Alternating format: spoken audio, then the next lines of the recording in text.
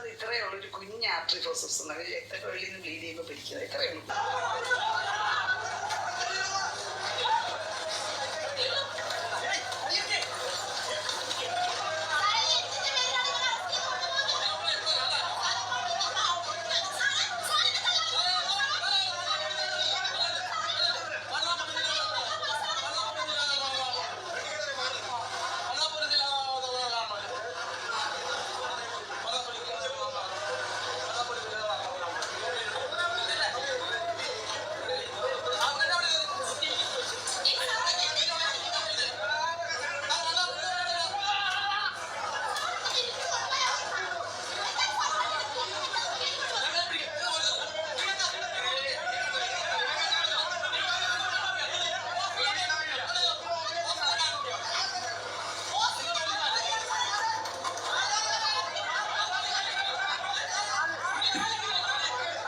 മണ്ടാരം medical കോളേജിൽ ശക്തമായ സമരം നടക്കുകയായിരുന്നു. ആ സമരത്തിനിടയ്ക്ക് സമരം ചെയ്തവരെ പോലീസ് അറസ്റ്റ് ചെയ്ത് കൊണ്ടുപോകുന്നതിനെ തുടർന്ന് ഒരു സ്ത്രീ അവരെ തടഞ്ഞതാണ്.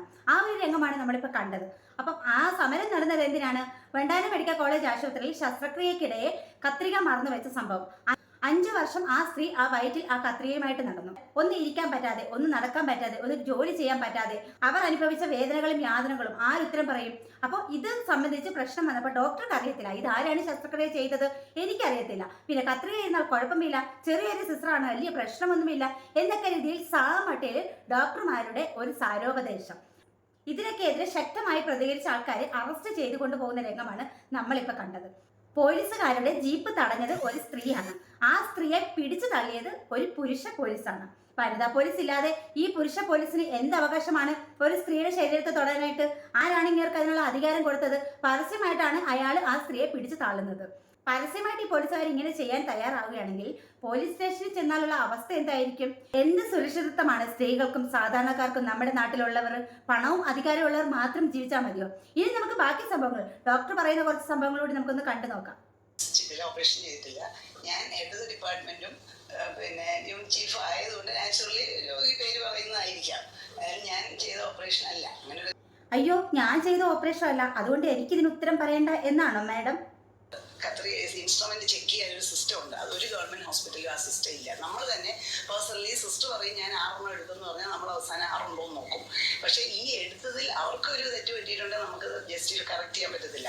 അയ്യോ, അത് ഇത്രയേ ഉള്ളൂ. ഒരു കുഞ്ഞ് ആർട്ടറി ഫോസപ്സ് രക്തക്കൊഴലിൽ നിന്ന് ബ്ലീഡ് ചെയ്യുമ്പോൾ പിടിക്കുന്നത് ഇത്രയേ ഉള്ളൂ. കുഞ്ഞൊരു സ്ഥിതി കാണുന്ന പോലെ വലിയ സാധനമൊന്നുമല്ല. ആയിരിക്കാമല്ലോ. ഞാനോ അതെങ്ങനെയാ? ഒരിക്കലും നമ്മൾ തിയേറ്ററിൽ പോലും കയറുന്നില്ലല്ലോ. ചെയ്യുന്ന ആളുകൾ മാത്രമേ അതിൽ ഇൻവോൾവ് ആകത്തുള്ളൂ. യൂണിറ്റ് ചീഫിൽ ഇതിലൊന്നും ജോലിയൊന്നുമില്ല. ഇത്രയും വർഷം മുമ്പ് ഞാൻ എങ്ങനെ ഒപ്പിരിക്കാൻ? എന്റെ കൂടെ ഒരുപാട് ഡോക്ടർമാരുണ്ടായിരുന്നു. ഇന്ന് കേസിട്ട് കിട്ടും അറിയാൻ പറ്റില്ല, എല്ലാവർക്കും അറിയാൻ പറ്റില്ല. ഇല്ല, എനിക്കിത് ഓർമ്മയില്ല. ഞാൻ ചെയ്ത ഓപ്പറേഷനിൽ ലിസ്റ്റിൽ ഇല്ല, അതെനിക്കറിയാം. അയ്യോ, ഇത്രയേ ഉള്ളൂ. ചെറിയ സിസർ എന്നൊന്നും പറയരുത്, ചെറിയൊരു സാധനമാണ്. അത്രയും കുഞ്ഞൊരു സാധനം വയറ്റിലിരുന്നാൽ കുഴപ്പമില്ലെന്നാണ് മാഡം പറയുന്നത്. 5 വർഷം ഈ സ്ത്രീ ഈ ഒരു സിസർ വയറ്റിലും വെച്ച് വേദന സഹിച്ച് അത്രയും മാനസികവും ശാരീരികവുമായിട്ട് ബുദ്ധിമുട്ട് നേരിട്ടിട്ടാണ് ആ ഒരു പാവ സ്ത്രീ ഇതുവരെയും ജീവിച്ചിരുന്നത്. അവരോടാണ് പറയുന്നത് ഒരു കുഴപ്പവുമില്ല, അയ്യോ വലിയ സിസറൊന്നുമല്ല, ചെറിയൊരു സിസറാണ്, അത് അതിനുള്ളിൽ ഇരുന്നെന്ന് പറഞ്ഞ് ഒരു കുഴപ്പവുമില്ല, 5 അല്ല 20 വർഷം ഇരുന്നാലും കുഴപ്പമൊന്നും ഇല്ല എന്നാണ് മാഡം പറയുന്നത്. അതുപോലെ തന്നെ മാഡം പറയുന്നത് കേട്ടോ, ഇവിടെ വേറെ സിസ്റ്റം ഒന്നും ഇല്ല. എത്ര സിസ്റ്റർ ഉണ്ട്, അത് എത്ര കാലം പഴക്കമുള്ളതാണ് എന്നൊന്നും അറിയാനായിട്ട് ഇവിടെ വേറെ സിസ്റ്റം ഒന്നുമില്ല. സിസ്റ്റർമാർ പറയുന്നു 6 എണ്ണം എടുത്തു, 6 എണ്ണം തിരികെ വെച്ചു എന്ന് പറഞ്ഞാൽ അതാണ് കറക്റ്റ് എന്നാണ് മാഡം പറയുന്നത്. പ്രശസ്തമായ വണ്ടാനം മെഡിക്കൽ കോളേജിൽ നടന്ന ഒരു സംഭവമാണ്. എല്ലാവരും അറിഞ്ഞു കാണുമല്ലോ. 2 ദിവസം കൊണ്ട് ഇത് തകൃതിയായിട്ട് ഇതിന്റെ പ്രശ്നങ്ങൾ നടന്നുകൊണ്ടിരിക്കുകയാണ് വണ്ടാനം മെഡിക്കൽ കോളേജിൽ. അപ്പോൾ എന്ത് വിശ്വസിച്ച് സാധാരണക്കാരായ നമ്മൾ ഇതുപോലെയുള്ള സർക്കാർ ആശുപത്രികളിൽ പോകും? എല്ലാ സർക്കാർ ആശുപത്രികൾ എടുത്ത് നോക്കിയാലും ഇതുപോലെയുള്ള ഒരുപാട് ഇവരുടെ അനാസ്ഥതകൾ കാണാം. ഇവർ മൂലം ഒരുപാട് മരണങ്ങൾ സംഭവിച്ചിട്ടുണ്ട്. സാധാരണക്കാരായ മനുഷ്യരുടെ ഒരുപാട് ജീവൻ നഷ്ടപ്പെട്ടിട്ടുണ്ട്. എന്നാലും ഇവർക്ക് കിട്ടുന്നത് ഒരു ചെറിയ സസ്പെൻഷൻ മാത്രം. പക്ഷെ പിന്നീട് ഒന്നും സംഭവിക്കാത്ത പോലെ ഇവർ ജോലിക്ക് കയറും. അപ്പൊ ഇനി ആരോഗ്യമന്ത്രിയോട് ഒരു കാര്യം പറയട്ടെ.